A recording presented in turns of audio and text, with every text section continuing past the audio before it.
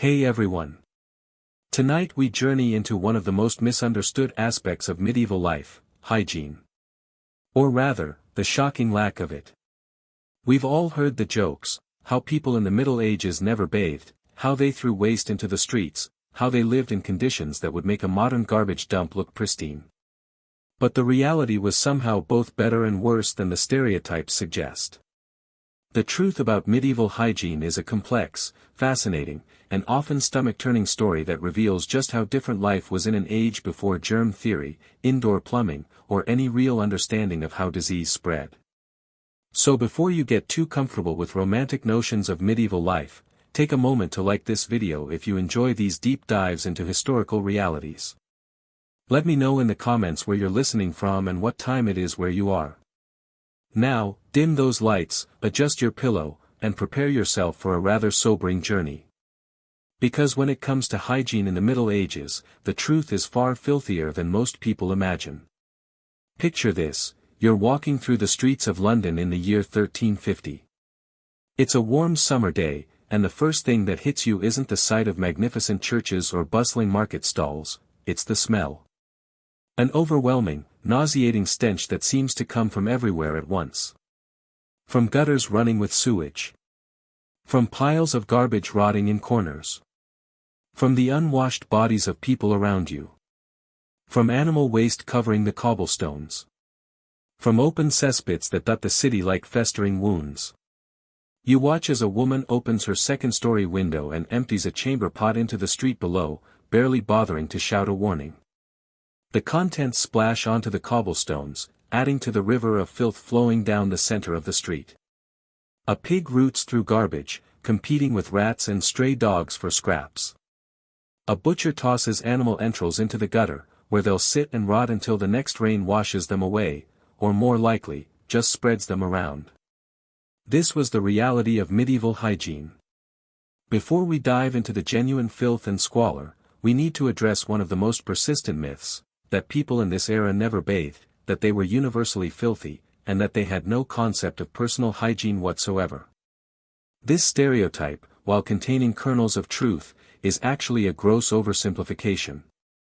The myth of the perpetually unwashed medieval person largely originated in the 19th century, when Victorian historians constructed narratives about the Dark Ages to make their own era seem more enlightened. The reality?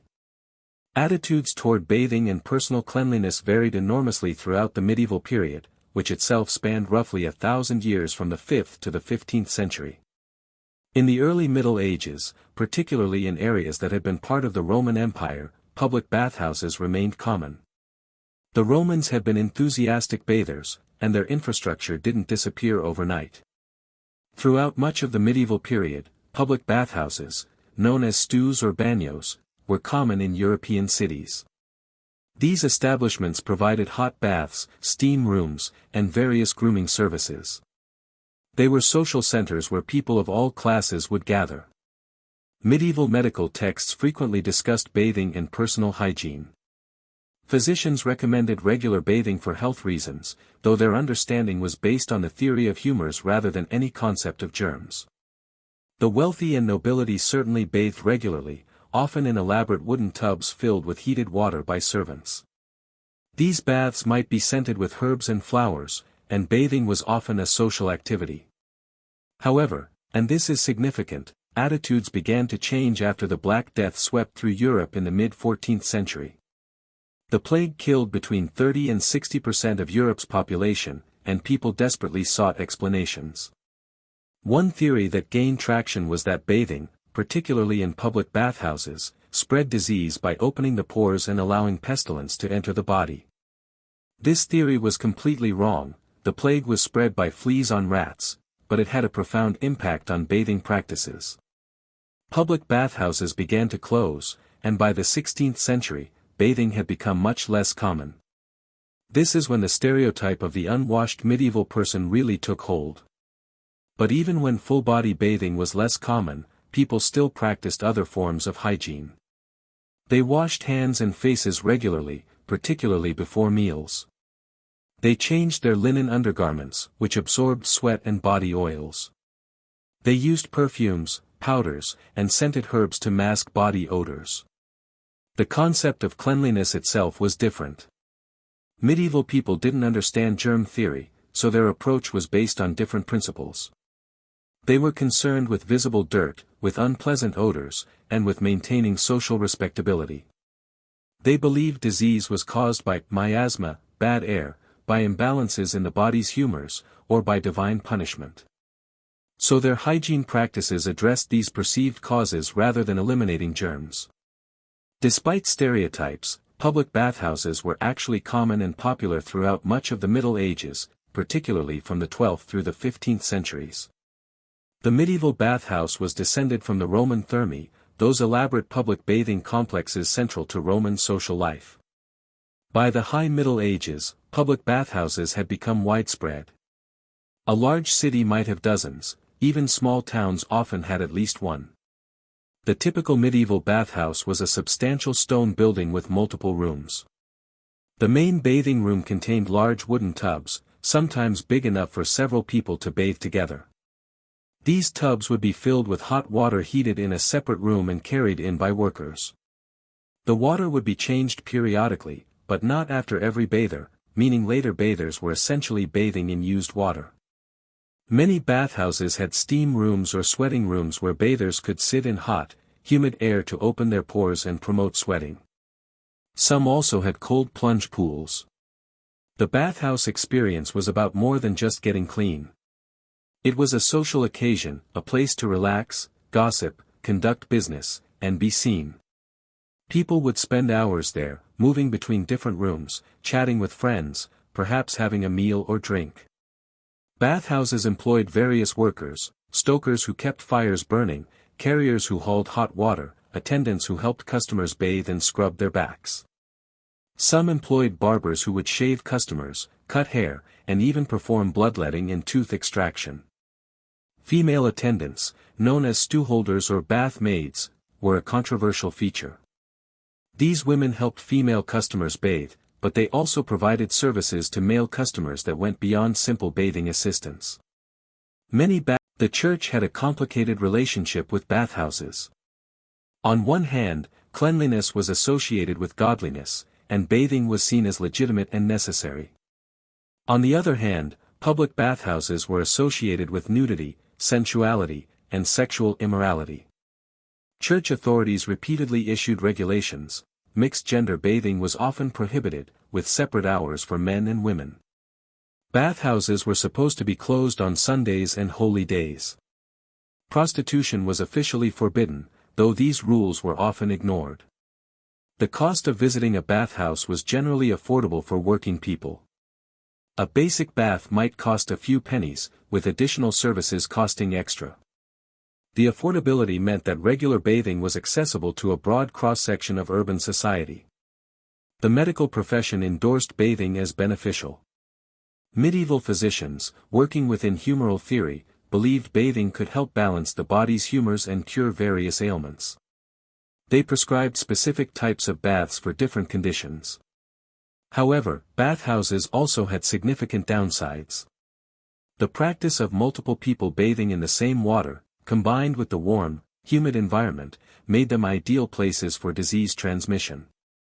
Skin diseases, lice, and other parasites could easily spread. The association with prostitution became increasingly problematic.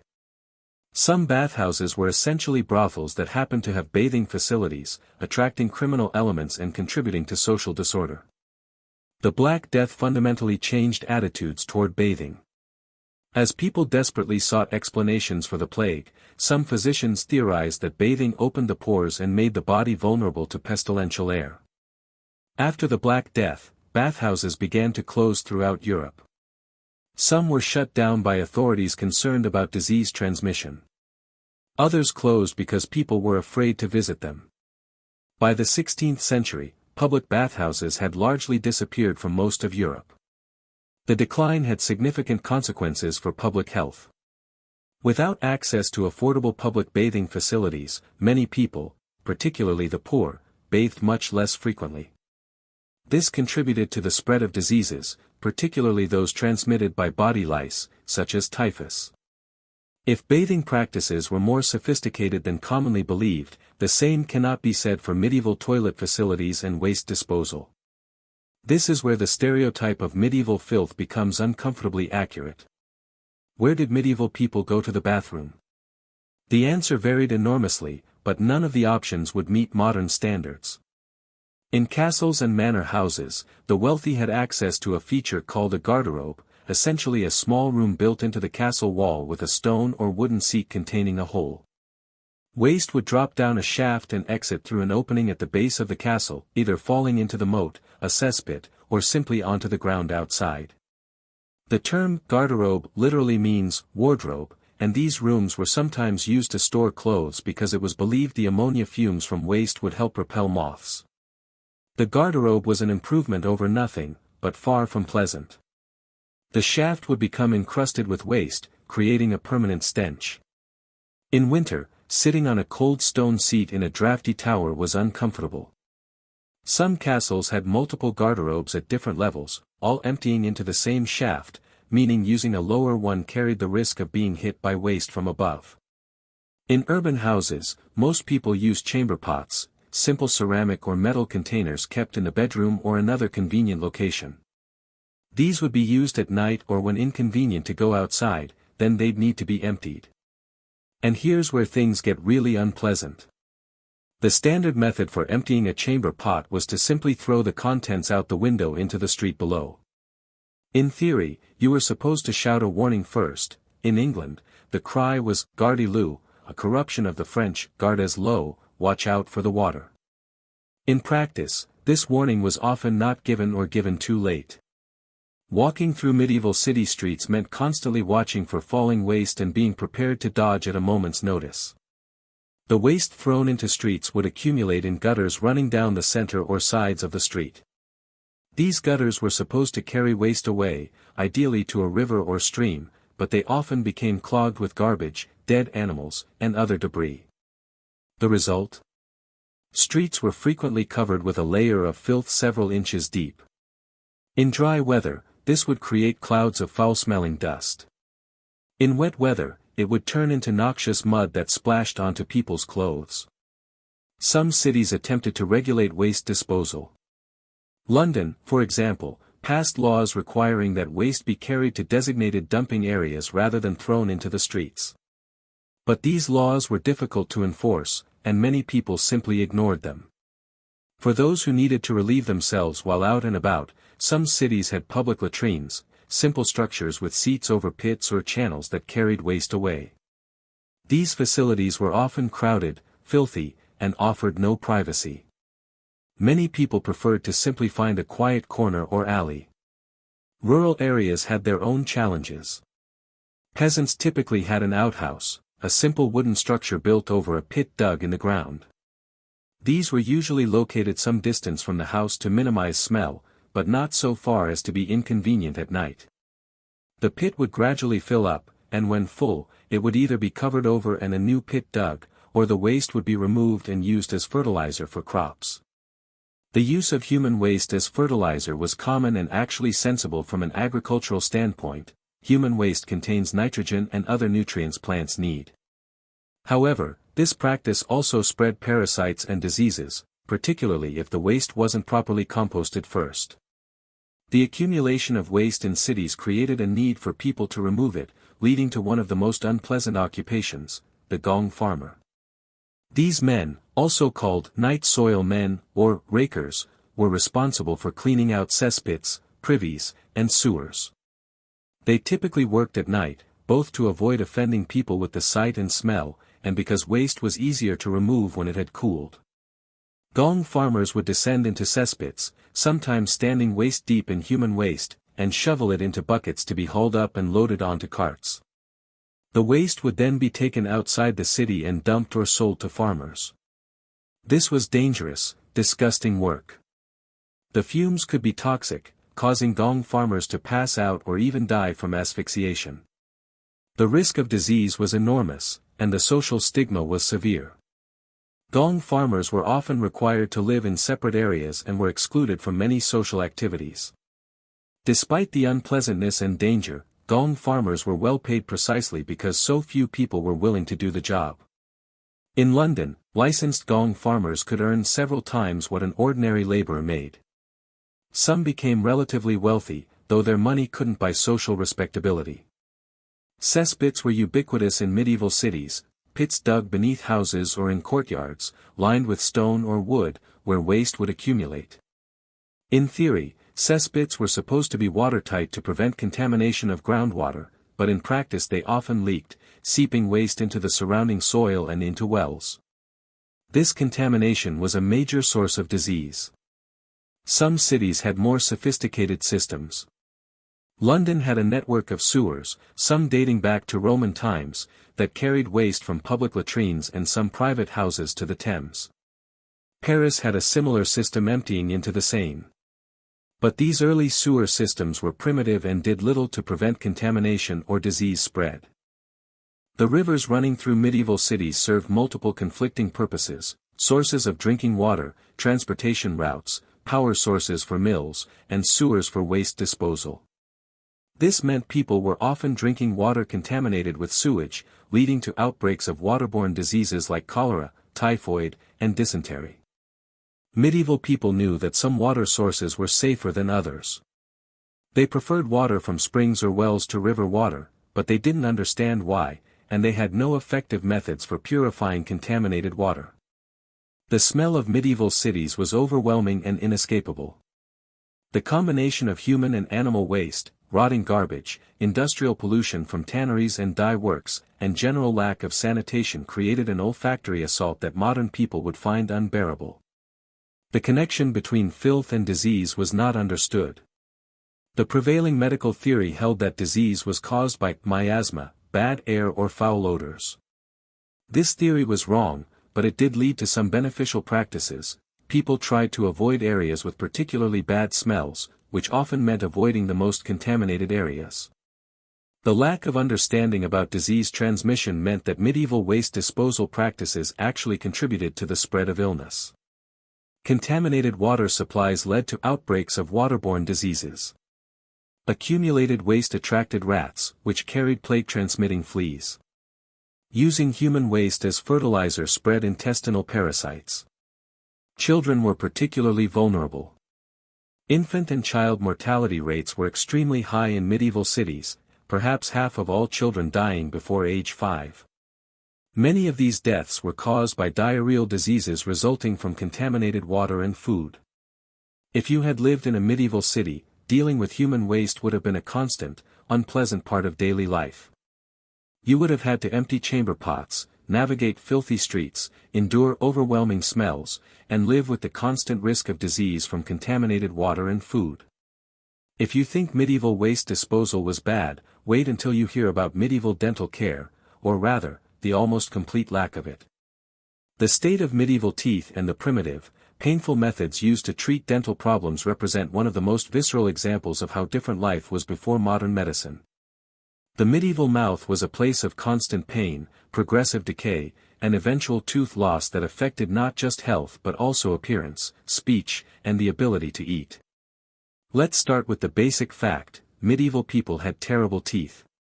By modern standards, almost everyone in the Middle Ages would have had significant dental problems by their 20s or 30s.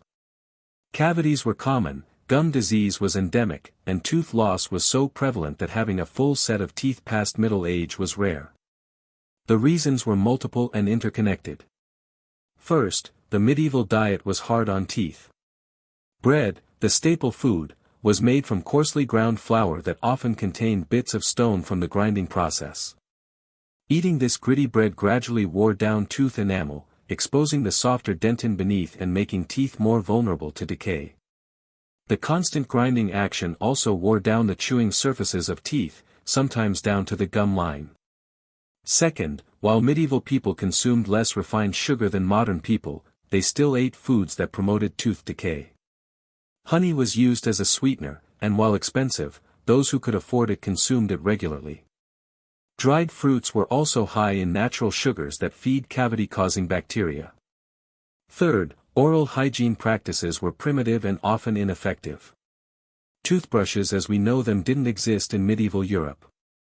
Instead, people used various methods with varying degrees of success.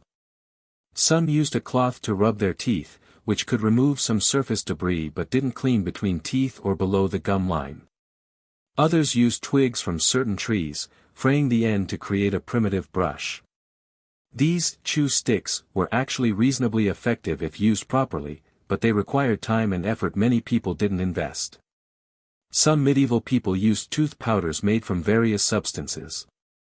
Recipes included ingredients like crushed salt, crushed herbs, ground pumice stone, and even crushed brick or pottery. These abrasive powders could remove stains and some plaque, but they could also damage tooth enamel if used too vigorously. Rinsing the mouth with water or wine was another common practice.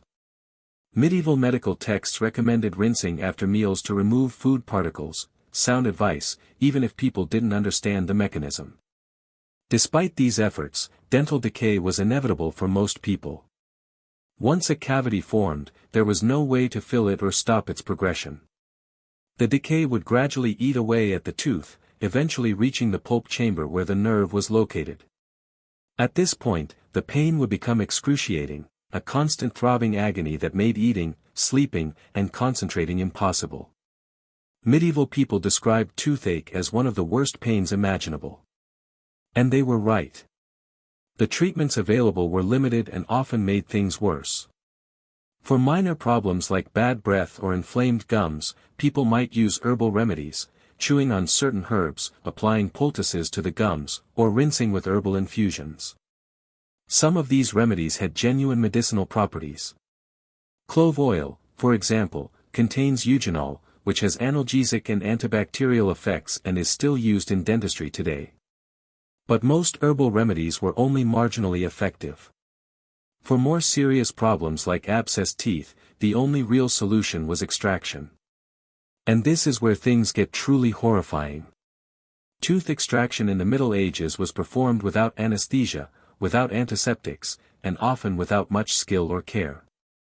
The person performing the extraction might be a barber surgeon, a blacksmith, or simply someone in the community who had a reputation for being good at pulling teeth. The procedure was brutal. The patient would be held down by assistants while the tooth puller used various tools, pliers, forceps, or even just their fingers, to grip the tooth and wrench it out of the jaw. The pain was indescribable. Patients would scream, struggle, and sometimes pass out from the agony. The tooth might break during extraction, leaving fragments in the jaw that would become infected. The socket would bleed profusely, and there was always a risk of infection that could spread to the jawbone or even to the brain. After extraction, the patient was left with a bleeding socket and instructions to rinse with wine or salt water. If lucky, the socket would heal without complications. If unlucky, they might develop a serious infection that could be fatal. Even in the best case, they were left with a gap that would affect their ability to chew, their speech, and their appearance. Some medieval tooth pullers were more skilled than others. The best ones understood anatomy, used appropriate tools, and tried to minimize damage to surrounding tissues. But even the most skilled practitioner was working without the benefits of modern knowledge and technology. The social stigma of missing teeth was significant. A full set of white, healthy teeth was associated with youth, beauty, and vitality. Missing or decayed teeth were signs of age, poverty, and declining health. The wealthy sometimes had false teeth made from ivory, bone, or even teeth extracted from corpses or purchased from poor people. These prosthetics were uncomfortable, didn't work very well, and often fell out at embarrassing moments, but they were better than nothing. The connection between dental health and overall health was not well understood. Medieval physicians knew that dental problems could cause pain and difficulty eating, but they didn't realize that dental infections could spread to other parts of the body and cause serious systemic illness. Children's dental health was particularly poor. Baby teeth would decay and fall out prematurely, and permanent teeth would often come in already damaged. Parents had no way to prevent this and no effective treatments. Children would suffer from toothaches, infections, and the social stigma of bad teeth. If you had lived in the Middle Ages, you would almost certainly have experienced serious dental problems by your 30s. You would have endured toothaches that made you wish for death. You would have faced the terrifying prospect of having teeth extracted without anesthesia. You would have gradually lost teeth until eating became difficult and your appearance was marred by gaps and decay. The medieval mouth was a place of pain, decay, and progressive destruction, a constant reminder of the limitations of medieval medicine and the harsh realities of life before modern dentistry. While personal bathing and dental care were challenging, at least they were relatively quick processes. Laundry, on the other hand, was an exhausting, time-consuming ordeal that could take an entire day or more and required enormous amounts of physical labor. The process of washing clothes in the medieval period was so difficult that most people owned very few garments and wore them until they were literally falling apart. Let's start with the basic fact that most medieval people owned very few clothes. A typical peasant might own 1 or 2 sets of outer garments, a tunic or dress, perhaps a cloak for cold weather, and a few linen undergarments. The wealthy owned more, of course, but even they had far fewer clothes than a modern person of similar social status. This scarcity meant that clothes had to last for years, and keeping them clean was essential. The medieval approach to laundry was based on the understanding that linen undergarments worn next to the skin absorbed sweat, body oils, and dirt, protecting the more expensive outer garments. The strategy was to change and wash the linen frequently while washing outer garments much less often. The process of washing clothes began with gathering water, itself a significant undertaking. Water had to be drawn from a well, carried from a river or stream, or collected from rain. For a large wash, you might need dozens of gallons, all transported by hand in buckets or jugs. This was backbreaking work, almost always done by women or by servants if the household could afford them. Once you had water, you needed to heat it. Cold water alone wasn't effective at removing dirt and oils, so water had to be heated over a fire. This required fuel, wood, peat, or dried dung, which had to be gathered or purchased. Building and maintaining a fire hot enough to heat large quantities of water took time and skill. Heating enough water for a full wash could take hours. While the water was heating, you would prepare the cleaning agents. Soap existed in the Middle Ages, but it was expensive, and not everyone could afford it. Medieval soap was made from animal fats and wood ash, and it was harsh and caustic, nothing like modern gentle soaps. It could damage delicate fabrics and irritate skin. The poor often couldn't afford soap at all and had to use alternatives.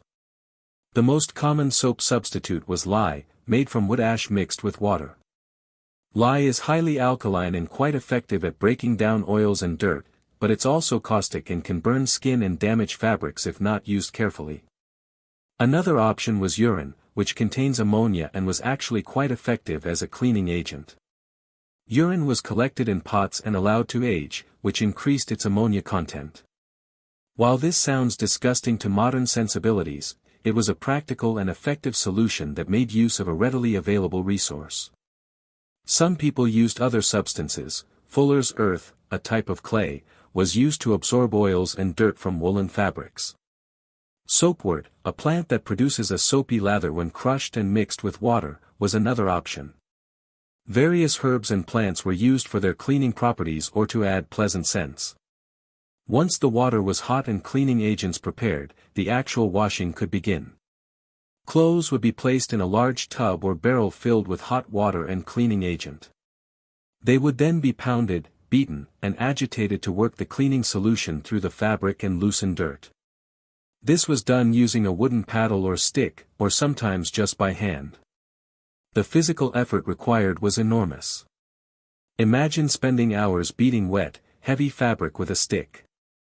For heavily soiled items or for woolen cloth that needed to be cleaned and thickened, a process called fulling was used. The cloth would be placed in a trough with water and fuller's earth or urine and then trampled underfoot for hours. This pounding action cleaned the cloth and also caused the wool fibers to mat together, creating a denser, more water-resistant fabric. Fulling was such hard work that it was often done by professional fullers, and in some areas, water-powered fulling mills were built to mechanize the process. After washing, clothes had to be rinsed to remove the cleaning agents. This required more water, more heating, and more physical labor. Clothes would be rinsed multiple times to ensure that all the soap or lye was removed, as residue could irritate skin and damage fabric. Each rinse required lifting the heavy, waterlogged garments out of one tub and into another. Once rinsed, clothes had to be wrung out to remove as much water as possible. This was done by hand, twisting the fabric to squeeze out the water. Wringing out heavy wet woolen garments required significant strength and could leave your hands sore and chapped. Some people used a device called a wringer or mangle, two rollers that the fabric was passed between to squeeze out water, but these were not common in ordinary households. After wringing, clothes had to be dried. In good weather, they would be spread on bushes, hung on lines, or laid on the ground to dry in the sun. The sun's ultraviolet light actually had a mild bleaching and sanitizing effect, which was beneficial, even though medieval people didn't understand why. In bad weather or during winter, drying clothes was much more difficult. They might be hung near the fire, but this was risky as they could easily catch fire or be damaged by smoke. Drying could take days in damp weather, and clothes might develop a musty smell or even mildew. For white linen garments, there was an additional step, bleaching.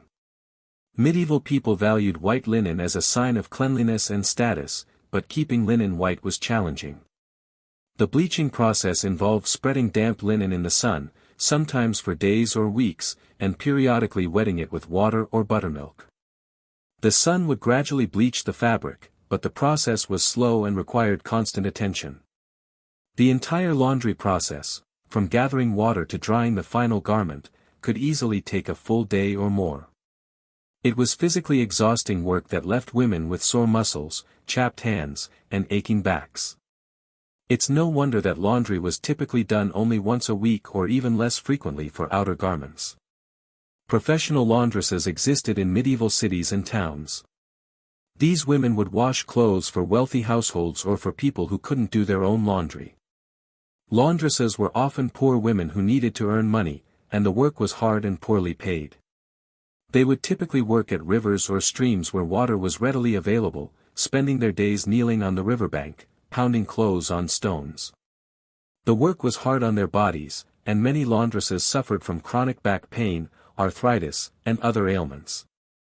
The rivers and streams where laundry was done were also used for other purposes, as sources of drinking water, for watering animals, and for disposing of waste. This meant that the water used for washing clothes was often contaminated, and the process of washing could actually spread disease rather than prevent it. The difficulty of doing laundry had social and economic implications. The wealthy could afford to own more clothes and to hire servants or laundresses to wash them, which meant they could maintain higher standards of cleanliness. The poor, who owned few clothes and had to do their own laundry, often wore dirty, smelly garments simply because they didn't have the time, energy, or resources to wash them more frequently. The condition of a person's clothes was a visible marker of social status. Clean, well-maintained clothes indicated wealth and respectability.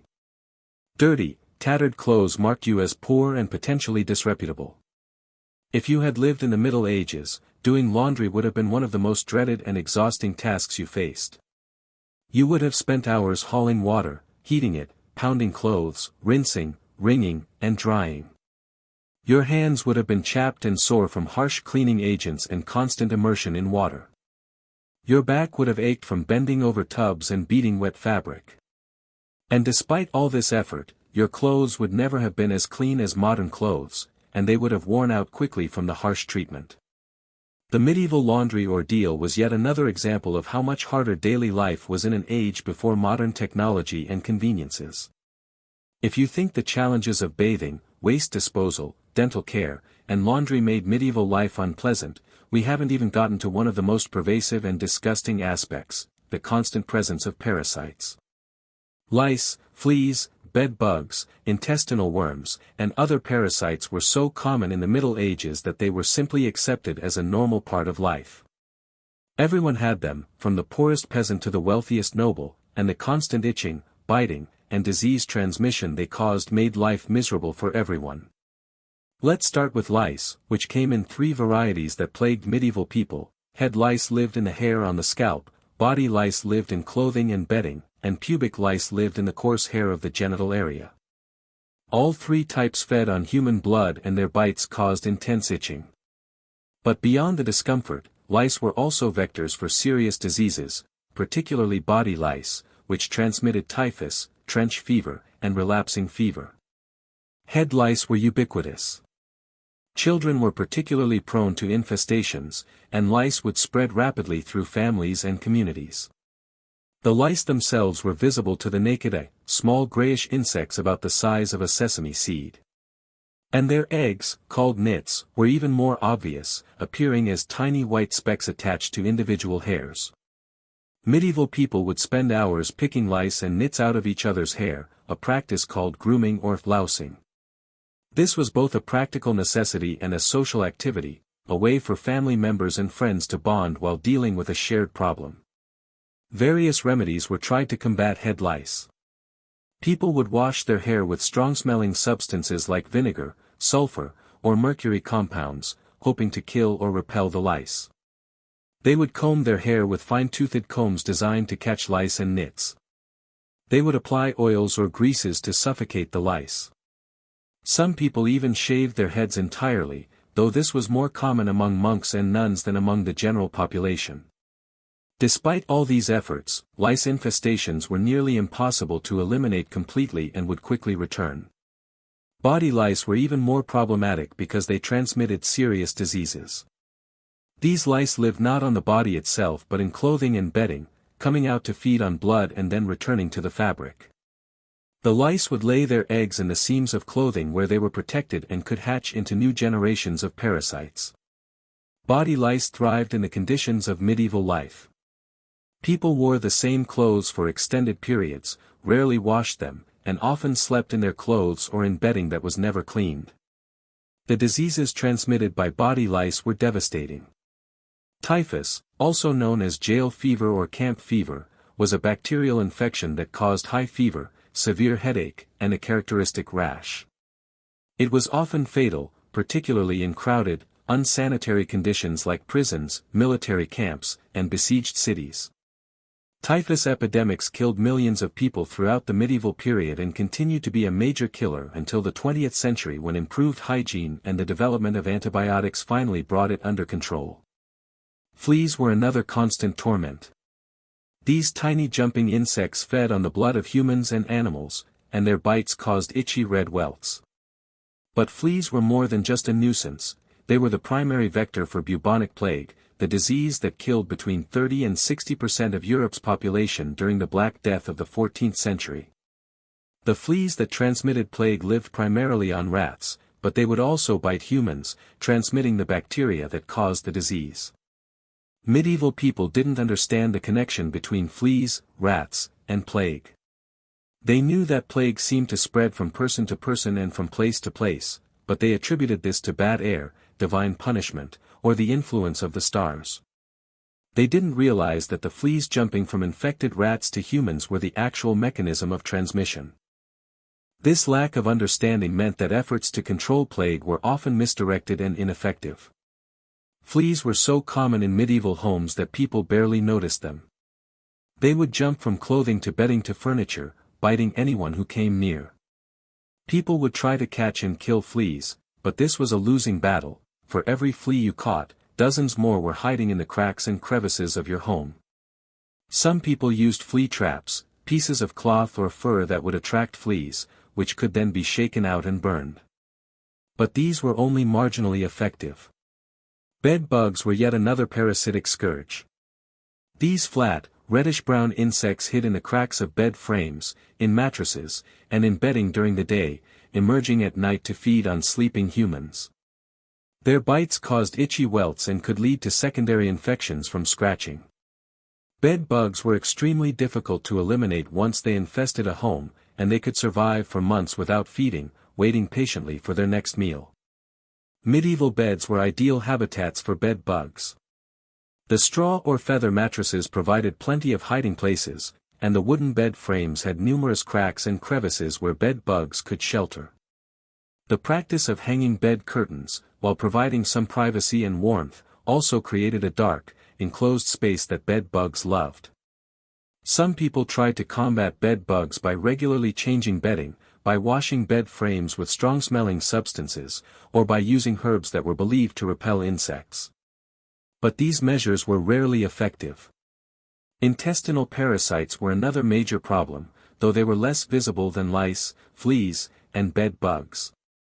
Roundworms, tapeworms, and other intestinal worms infected a large percentage of the medieval population, particularly in areas where sanitation was poor and where human waste was used as fertilizer. These parasites were transmitted through contaminated food and water, and they could cause a range of symptoms from mild discomfort to severe malnutrition and even death. Roundworms were particularly common. These worms, which could grow to be several inches long, lived in the intestines and fed on partially digested food. Heavy infestations could cause abdominal pain, diarrhea, and malnutrition, particularly in children. The worms would occasionally be passed in the stool, where they would be visible as white thread-like creatures. Medieval people recognized these worms and understood that they were parasites, but they had limited ability to treat them.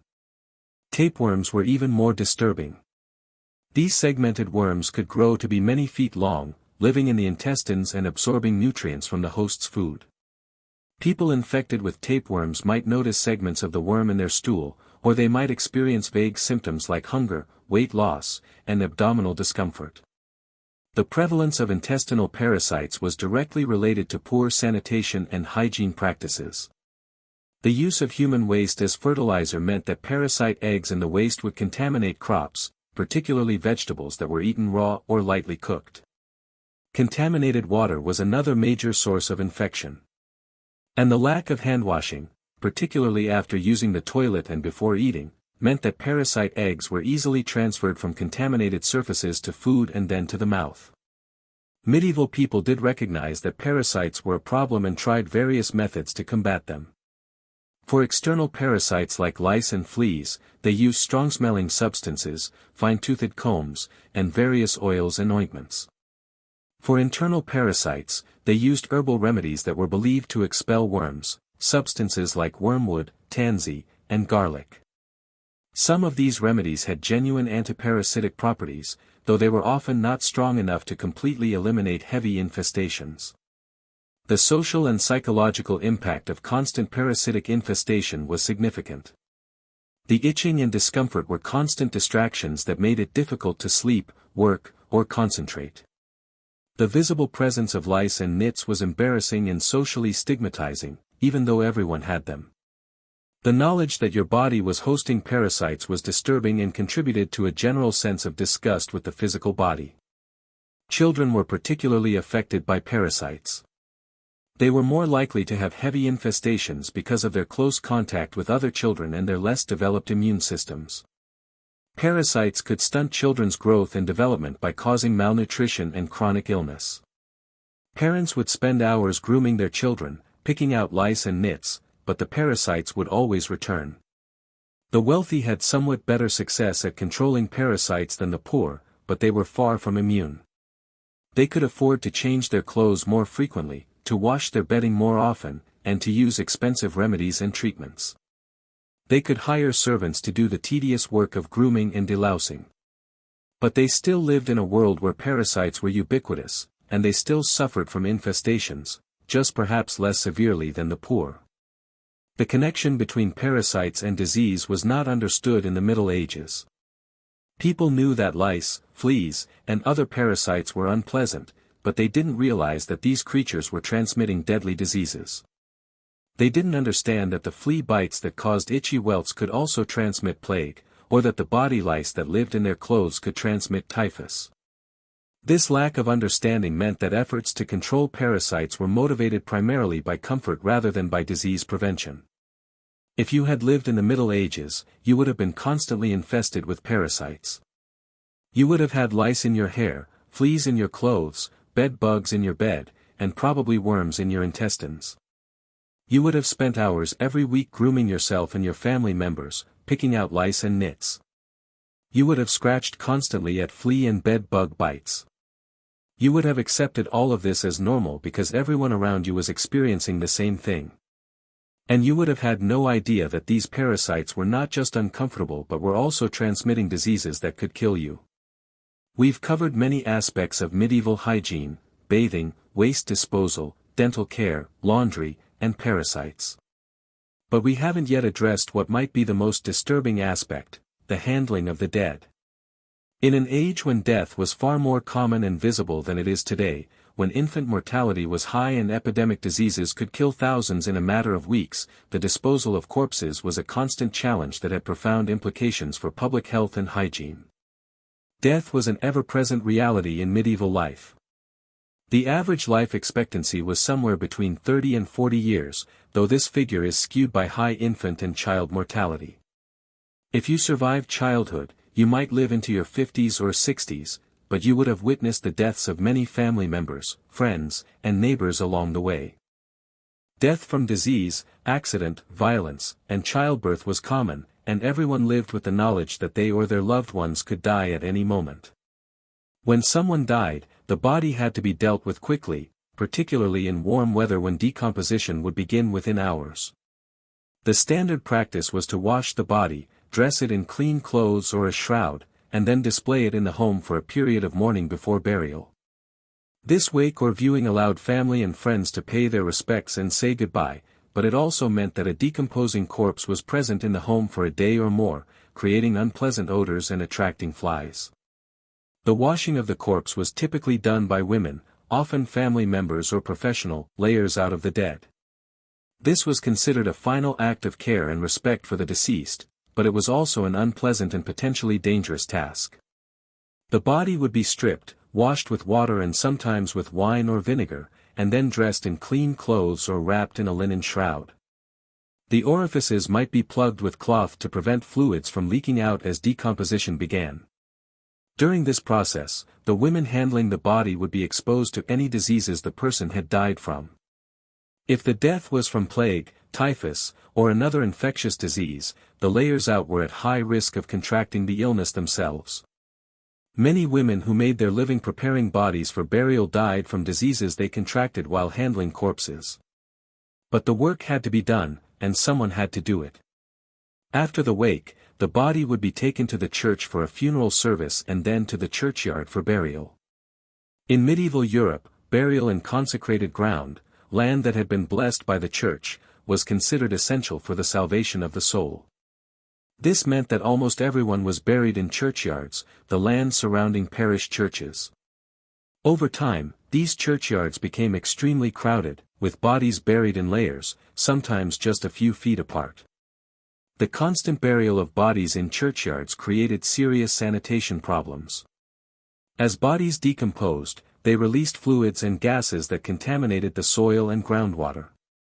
The smell from churchyards, particularly in summer or after heavy rains that disturbed the soil, could be overwhelming. Flies and other insects were attracted to the decomposing bodies, and rats would burrow into graves to feed on corpses. In crowded urban churchyards, the problem was even worse. Space was limited, and new graves often disturbed old ones. Gravediggers would frequently encounter bones and partially decomposed bodies from previous burials.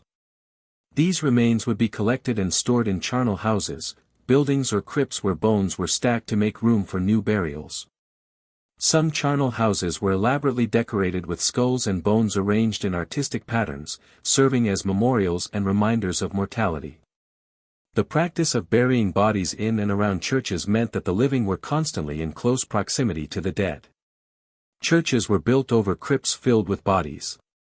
Churchyards where people walked, children played, and markets were sometimes held were essentially mass graves. The boundary between the world of the living and the world of the dead was much more permeable in medieval society than it is today.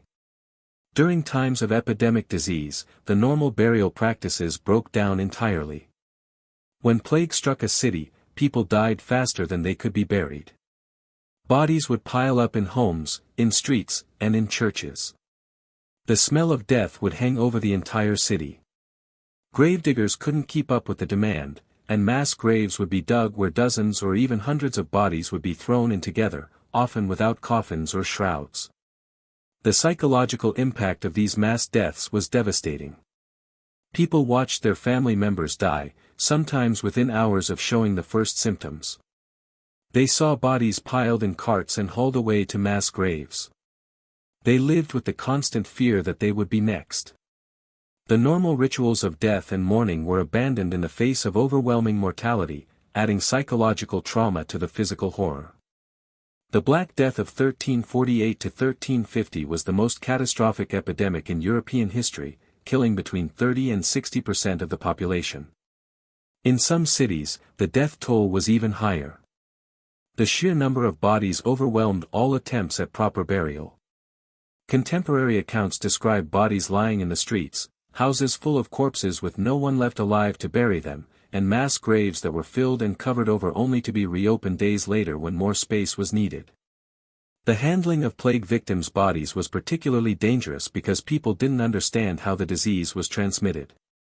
They knew that plague seemed to spread from person to person, so they tried to avoid contact with the sick and the dead. But they didn't know about the role of fleas and rats, so their precautions were often ineffective. People who handled plague corpses, gravediggers, priests, and family members, were at high risk of contracting the disease themselves. Some cities tried to implement public health measures during plague outbreaks. They would require that bodies be buried quickly, that houses where plague victims had died be marked and avoided, and that clothing and bedding from plague victims be burned. These measures had some effect, but they were often implemented too late and were difficult to enforce. And because people didn't understand the true mechanism of plague transmission, the measures didn't address the real problem, the rats and fleas that were spreading the disease. The disposal of animal carcasses was another sanitation challenge. Horses, cattle, pigs, and other animals died regularly, and their bodies had to be disposed of.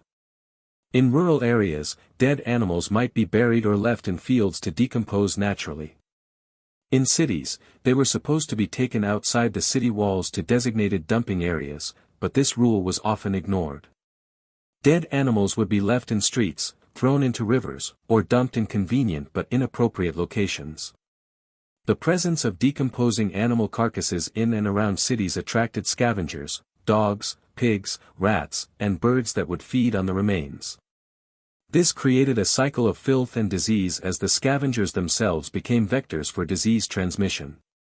The medieval understanding of decomposition and disease was based on the miasma theory, the belief that disease was caused by bad air or foul odors. This theory was wrong, but it did lead to some beneficial practices. People tried to avoid areas with particularly bad smells, which often meant avoiding the most contaminated areas. They used aromatic herbs and spices to mask unpleasant odors, which at least made the environment more bearable. And they recognized that some locations were healthier than others, even if they didn't understand why. The church played a complex role in the handling of the dead. On one hand, Christian theology emphasized the importance of proper burial and the resurrection of the body, which led to careful treatment of corpses and the maintenance of churchyards.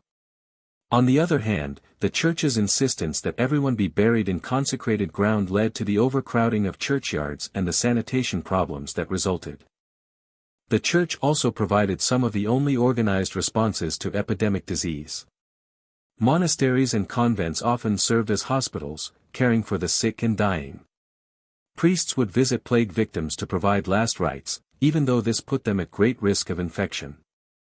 Many clergy died during plague outbreaks, but their willingness to serve the sick and dying provided some comfort and support during times of crisis. If you had lived in the Middle Ages, you would have been surrounded by death in ways that modern people rarely experience. You would have attended wakes where decomposing bodies were displayed in homes. You would have walked through churchyards that were essentially mass graves. You would have witnessed plague outbreaks where bodies piled up faster than they could be buried. You would have lived with the smell of death as a constant presence in your environment. And you would have accepted all of this as normal because you had no alternative and no understanding of how things could be different. The stench of death was one of the most pervasive and disturbing aspects of medieval life. It was a constant reminder of mortality, a source of disease and contamination, and a challenge that medieval society never fully solved. As we reach the end of our journey through the filthy, fascinating world of medieval hygiene, the inescapable truth becomes clear: medieval people lived in conditions that we would find not just uncomfortable but genuinely dangerous to health and well-being. The lack of understanding about disease transmission, the primitive infrastructure for sanitation, the scarcity of resources, and the cultural attitudes toward the body and cleanliness all combined to create an environment where disease flourished and life expectancy was short. But it's important to recognize that medieval people were not ignorant or indifferent to hygiene. They did care about cleanliness, and they made efforts to stay clean within the constraints of their knowledge, resources, and cultural context. They bathed when they could. They tried to control parasites. They disposed of waste as best they could. And they developed social norms and practices around cleanliness that made sense in their world. The problem wasn't that medieval people were stupid or lazy. The problem was that they lacked the scientific knowledge and technological infrastructure that we take for granted today. They didn't understand germ theory, so they didn't know that invisible microorganisms were causing disease. They didn't have indoor plumbing, so they couldn't easily access clean water or dispose of waste safely. They didn't have modern medicine, so they couldn't treat infections or prevent diseases. They were doing the best they could with what they had. The medieval experience with hygiene had profound consequences that shaped the course of history. The diseases that flourished in unsanitary conditions, plague, typhus, dysentery, and many others, killed millions of people and shaped demographic, economic, and social developments. The Black Death alone killed between 30 and 60% of Europe's population, fundamentally altering the balance between labor and capital, weakening feudalism, and contributing to the social and economic changes that would eventually lead to the Renaissance and the modern world. But the medieval period also saw important developments in hygiene and sanitation that laid the groundwork for future improvements. The construction of aqueducts, sewers, and public fountains in some cities showed that infrastructure solutions were possible. The regulation of bathhouses, butchers, and other trades that affected public health demonstrated an understanding that sanitation was a collective concern that required government intervention. The gradual improvement in hygiene practices over the course of the medieval period and into the early modern era was driven by several factors. The devastating impact of plague and other epidemic diseases created pressure to find solutions. The growth of cities made sanitation problems more acute and more visible. The development of new technologies made it easier to maintain cleanliness. And the slow accumulation of practical knowledge led to incremental improvements. The real breakthrough came in the 19th century with the development of germ theory and the public health movement. Once scientists understood that diseases were caused by microorganisms that could be transmitted through contaminated water, food, and person-to-person contact, it became possible to develop effective strategies for prevention. The construction of modern sewer systems, water treatment plants, and public health infrastructure transformed urban life and dramatically reduced mortality from infectious diseases. The contrast between medieval and modern hygiene is stark and sobering. We live in a world where clean water flows from taps, where waste is disposed of invisibly and efficiently, where soap and shampoo are cheap and readily available, where dental care can prevent tooth decay and treat problems before they become serious, where parasites are rare and easily treated, and where epidemic diseases are controlled through vaccination and public health measures. We take all of this for granted, but it represents an enormous achievement that required centuries of effort and the contributions of countless scientists, engineers, physicians, and public health workers. Understanding medieval hygiene helps us appreciate how far we've come and how much we owe to those who developed the knowledge and infrastructure that make modern life possible. It also reminds us that progress is not inevitable and that the gains we've made can be lost if we don't maintain and improve our public health systems. In many parts of the world today, people still live in conditions not so different from medieval Europe, lacking access to clean water, adequate sanitation, and basic health care. The lessons of medieval hygiene are still relevant. The medieval approach to hygiene also raises interesting questions about cultural attitudes toward the body, cleanliness, and disease.